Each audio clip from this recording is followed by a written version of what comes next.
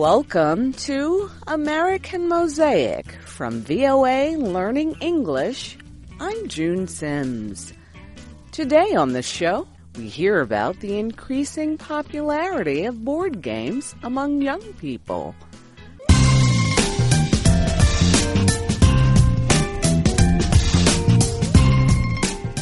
Toy industry experts say some people in the United States are turning off their electronic devices to play with classic toys like board games.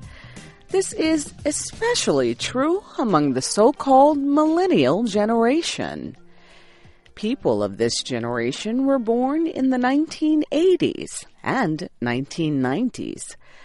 One coffee shop in Los Angeles is making profitable use of the increase in popularity of board games. GameHäus Cafe opened in November of 2013. The cafe is dedicated to board games. It has more than 750 games available for its customers. The business does not feature wireless internet connection. Many customers, like Roxanne Lee and her husband, Agassi Lai, think that is good. Miss Lee praises the atmosphere of the cafe. I think it's very interesting for spending quality time together, so that's why I like it. Agassi Lai used to like playing video games, but everything changed when he discovered board games a few years ago. Agassi Lai likes to play a board game called Escape the Curse of the Temple.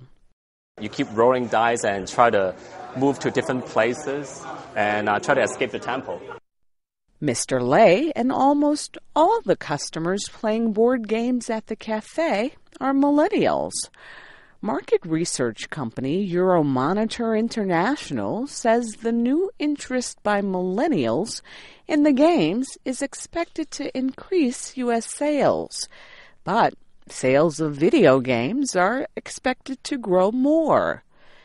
23-year-old Waylon Bourne is one of those board game-loving millennials. I think more with my generation, they're wanting to take time, they're wanting to take it slowly. And I think, too, video games have kind of lost their glamour. Millennials are not playing the classic American games they know and love. They are choosing new games from Europe. Terry Chiu is an owner of GameHäus Cafe.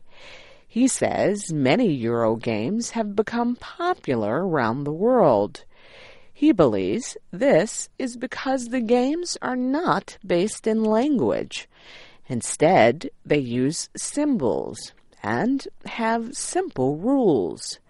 Because of the rise of European games, or Euro games, or German games, as they might also be known, in the last 15 to 20 years, it's actually become sort of universal. There are certain titles that have really crossed a lot of cultures to really capture the imaginations of different people.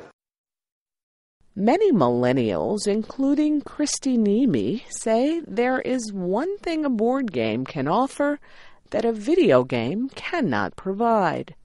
The more personal aspect of just being with friends and seeing each other in person, and, that's probably the main difference and the main appeal.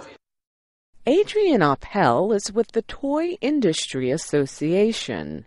She says the new generation just wants to put down the telephone and tablet and connect directly with other people. I'm June Sims. Join us again next week for American Mosaic from VOA Learning English.